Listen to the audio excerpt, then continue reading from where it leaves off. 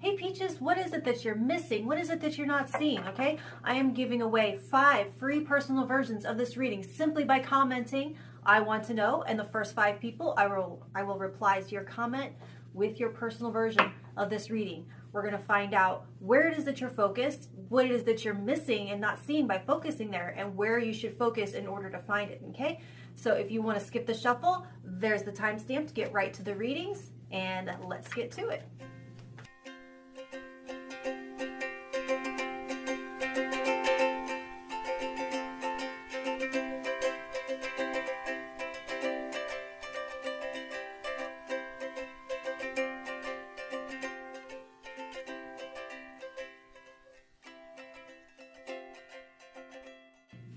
Okay, here are your stacks. This is stack 1 and stack 2 and stack 3. The timestamp should be appearing below, and you can go ahead and skip right to your reading. Remember, if you would like a free personal version, be the first of 5 to comment, I want to know. Okay, I'll be quiet while you choose.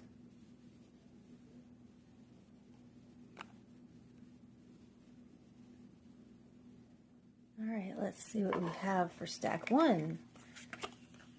You have the fish, okay, and the Page of Cups, the 4 of Wands, the 10 of Wands. So let's start with the fish as your overall energy. This is, it shows a good energy flow, like movement and activity and abundance, and I can see that you're a proactive person here, and you like to get things done yourself, okay. So, where you are focused. If you can't see the forest for the trees right now, the trees are all like the line items on your to-do list. But they aren't coming off as to-dos, they're coming through more like have-tos. It's like you're doing it all and then some. Maybe you're balancing multiple income streams. And like one of them, not one is alone is enough, but they all add up to enough. And the idea behind it was independence, but I think you may be facing the reality of how much effort and attention it all takes to carry. So that free feeling just isn't coming through. And I don't get the impression you've had any time to give this much thought. You probably don't have time to finish this reading. Maybe you should just save it for later.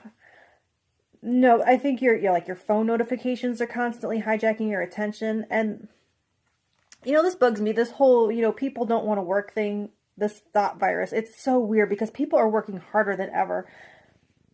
And the idea is to do so on your own terms. And so we'll work harder for ourselves when we're the boss. Like back when I was a crafter, okay, like out for business for myself, I would put in hours for my business that I would never dream of allowing an employer to ask of me.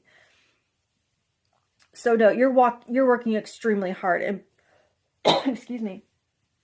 People are just done being used and abused by companies that don't see their employees as human or wish they weren't. So anyway, that's where it appears that your attention is going. It's like you're working. Uh-oh.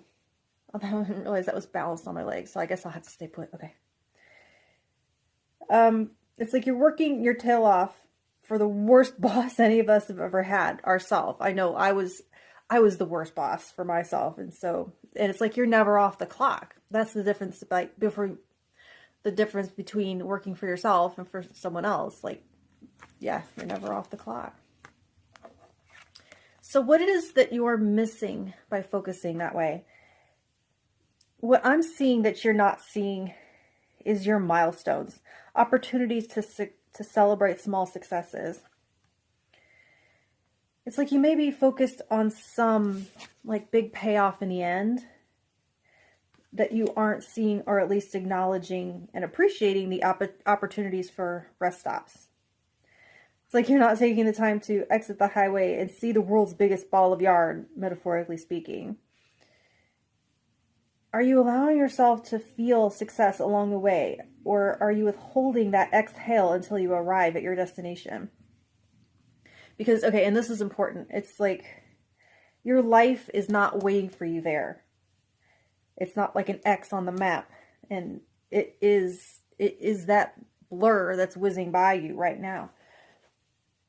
So it's as though you're on a road trip through gorgeous cinematic countryside or landscape with your face in a guidebook about the place you're going. You can still have your pedal to the metal and be present at the same time. And so how do you do that? Page of Cups. Easier said than done, to be fair. The Page of Cups is the childlike wonder inside of you. It's that feeling of seeing everything for the first time. It's trusting and believing in the unseen, believing in magic, freedom from self-consciousness that holds you back from expressing your curiosity, and yet an awareness of self as more than a worker bee, an awareness of higher purpose. And higher purpose, it does not mean a more meaningful means of making a living, by the way. The people that make this entire world go round do not lack purpose by any stretch, just because they aren't gurus or influences or whatever. You live out your purpose in every interaction you have with another on any scale. And people have decided that we're here to move money around. But the universe put us here to move love around. On the Page of Cups it's like a tiny child's voice inside you. It's asking you to come out and play. And do you remember the song Cats in the Cradle? I know I'm showing my age. If you're not familiar, it's about a dad who's always putting off opportunities to connect with his son because he was more concerned with his job or whatever. And then when he's old, he's looking to hang with his son, and he's grown up and moved on and too busy with his own life.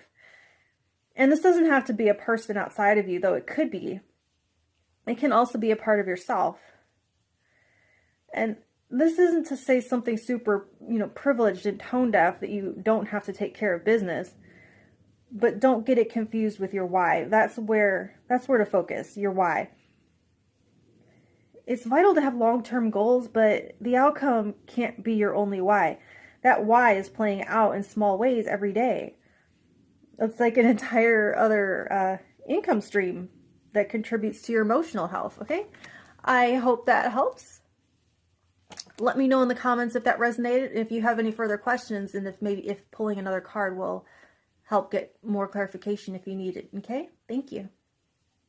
Alrighty, let's dive into stack 2. You have the Bouquet. So this is a card of gifts, and like the ones you were born with and the ones that you share with the world. It's the ability to receive, and it's about finding joy. Okay, so you have the 5 of Pentacles, the 6 of Pentacles reversed, and the World. Okay, so where you are focused, the World with the Bouquet. So there is this focus on the external world as a reflection of yourself. It's like I'm getting that, like the snake eating its tail symbol, which I'm not sure how to pronounce, but you have a clear idea of how you want to be perceived, and you're smart enough to know that if you want to be perceived in a certain way, you do have to show up that way. Now you have this deeply spiritual energy of the world. It's like the karmic agenda of your lifetime. But with these particular Pentacles energies, this has a feeling of how you define and earn your value or your place in the world. So there's a feedback loop here, a call and response thing going on. I did XYZ. Am I a good person? Yes. I gave this. Do I deserve that? Yes. Have I earned my place yet? Yes.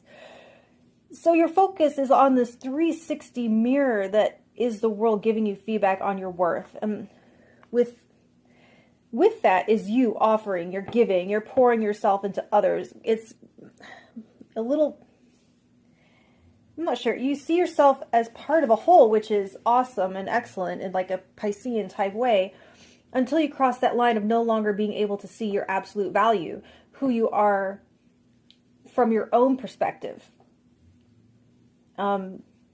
This shows you focused on completeness, but looking in the wrong place. It's like, there is a good reason the what do they think of me readings are so popular. And there's a good reason I don't do them. So hopefully by the end of this, you'll understand why I don't do them. Not that they're a bad thing. I've indulged. I enjoy them too. So the 6 of Pentacles in reverse. What it is that you're missing. What it is that you can't see. This indicates an imbalance or an unfairness. For some of you, it's that you can't see how little you are getting back from an investment, whether that's of time, your talent, your resources, whatever it is, your generosity has not been equally reciprocated. And you may know this actually, but you've chosen to ignore it for whatever reason. You don't want to confront it. For others of you, it's more like you're giving more to others and shortchanging yourself. Actually, I just saw a meme. It's crazy that I just saw this today. It applies more to the first group, but it's like a little bar graph, right? And it says, what gives people feelings of power? And it's like money, and there's a little bit, status, and there's a little bit. And then the bottom is like, with the big, hugest bar, it says, when you cook for someone and they really like your food. So there's something you get from giving, but someone may be taking advantage, and that feeling of power disappears when you realize they've eaten you out of house and home, right? See what I'm getting at there? I don't think you can see how you're giving your power away to others on a silver platter of validation. And before you get upset and say I'm being a giant bitch, I only recognize this energy because I've been there. I assure you, this is a takes one to know one situation. But it's important for you to realize how you are depleting something of yours, your health, your finances, your time, the value of your talents, like not charging enough for what you do to attract more people that will just tell you that you're good at it. You don't see how you're undervaluing yourself. And being as the world is a reflection, no one's going to take you seriously if you don't take yourself seriously. So where to focus? The Five of Pentacles with the K. I want you to look back and find the source of that programming that says you aren't good enough as you are. Where does that feeling of never being enough come from? Of always having to overgive to earn love, to minimize your needs to increase your value to the tribe or whatever. I'm hearing the question, who do you think you are? Was that ever used as a weapon, as if to say that who you think you are is irrelevant and what matters is what other people say you are? Yeah, I mean, some people need that ego check, but if that was lobbed at you at a young age, that's some toxic messaging that could take a lifetime to extricate. So with the World card, actually, this may be part of that karmic agenda for this lifetime to heal that trauma of being made to believe that you have to contribute something materially to deserve joy or happiness. And I call BS. Joy and happiness are your birthright. And at the same time, you have to choose whether or not you claim that birthright. Being a birthright isn't the same thing as the universe owing you something, right? It won't be forced on you in the form of a perfect life where all of your desires are instantly granted and no hardship, like the failed Matrix, the first version of the Matrix that didn't work. Yeah, so it's already yours if you choose it. You do not have to earn it, okay? If you would like me to pull another card for you, comment stack 2, and I will pull one more card and see if I can't narrow this down for you, okay? Thank you. All right, here we go. Stack 3. Okay, let's see. You have the anchor. The anchor is what grounds you. It's what roots you in reality, and it gives you a feeling of stability and solidity and safety as well. Okay, so you have the Six of Cups, the King of Pentacles, the Sun in reverse. Okay, so where is it you're focused with the Sun in reverse and the anchor? So I know what I'm seeing here. It's just going to be a little hard to put into words, okay? You seem very committed to the unseen. And what I mean is, what you desire doesn't appear to be as yet manifested in your physical reality. So you're focused on the horizon, somewhere over the rainbow, like the veil between you and happiness. And this is the energy of like the spiritual seeker, wanting to see beyond, wanting to see the answers that the material world blocks us from. There's a frustration with like the promises of love and light and butterflies not really being what it is that you're finding.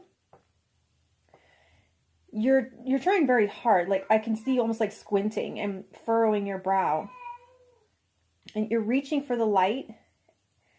and being told that to get there, you have to walk through shadow. And I can see you looking up dream symbolism, checking number sequences in Google to see like the numerological or the angel number significance.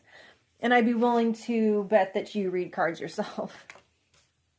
Okay, so what is it you're missing by focusing in that way? It feels like that if you're not understanding why enlightenment feels so elusive, it's because it's below your feet. It's not out there where you're focused. It's right here. And this feels like a message to you from like the Zen masters about like the dishes, sweeping the leaves, raking the rock garden, folding the laundry, you know, that kind of thing. And I'm getting a few different levels of this, and they won't all apply to you, so just take what resonates. For some of you, this is a person external to you who can teach you something about building the life that you want in a rubber to the road kind of way. No woo-woo. Not like about journaling your new moon intentions, which is great, which you should do, but how to carry them out in tangible ways. And for others of you, pay attention to your environment. If your home is not visually peaceful, your mind won't be. So what can you do to create sacred space, to declutter, to move your body in a way that gets energy flowing through your veins? Once again, for the endorphins and for the serotonin production, no woo-woo necessarily. And don't get me wrong, I'm not anti-woo-woo. I am reading tarot. Come on. I'm just saying all that seeking beyond the veil has led to some disrepair in the physical, and attending to it brings you closer to what you're seeking than you think. Okay. And so where to focus on to get closer to that? The Six of Cups. So I've already kind of started talking about that with the King of Pentacles there, but it's echoed through the whole reading with this anchor. But the Six of Cups is innocence, and it's the heart of a child, open, trusting, still in awe of just existing and giving with no concept of worth or value, because all the child can give without a job is a gift from the heart, right? Kindness in 1,000 forms. A pretty rock they found, or a picked flower with half the petals missing. So look at these two different artist renderings of extremely variable ideas, okay? You have the beach, you have the water, and then you have the land beyond, right? The anchor, it's a heavy, man-made. This particular one is showy, even fancy in this instance. So, and over here you've got the flowers, the birds, nature-made, spontaneous creations of the earth.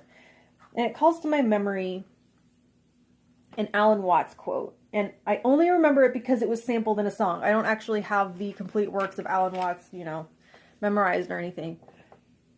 But I do know this one. Let me think a second. It says, the transformation of human consciousness through meditation is frustrated so long as we think of it as something that I by myself can bring about by some sort of wangle or by some sort of gimmick. And I don't know what a wangle is, but... And the anchor feels like it's that gimmick. It's that access to enlightenment through some kind of man-made effort, or worse, yeah, money that you pay to somebody. I mean, yeah, visit my Etsy shop, but I'm not selling enlightenment. The flowers feel like that spontaneous and effortless, just existing state that we all experienced when we were little. Don't mind her. She's been fed. She's mad that I'm talking to you, not to her. When you were a kid, most of you, maybe not everyone, but most of you weren't focused on altering your consciousness or evolving or whatever. You were more likely closer to this King of Pentacles in the sense of being in touch with your physical environment. So come down out of your head and clear it by taking care of business, and you're going to feel so much lighter if you get some of this business of the world off your plate, off your mind. You are the solution, okay? And if you would like me to pull one more card to narrow this down for your unique situation in the comments, just put stack 3 and I'll pull one more card and see if I can't get a little bit more clarification just for you, okay? Thank you.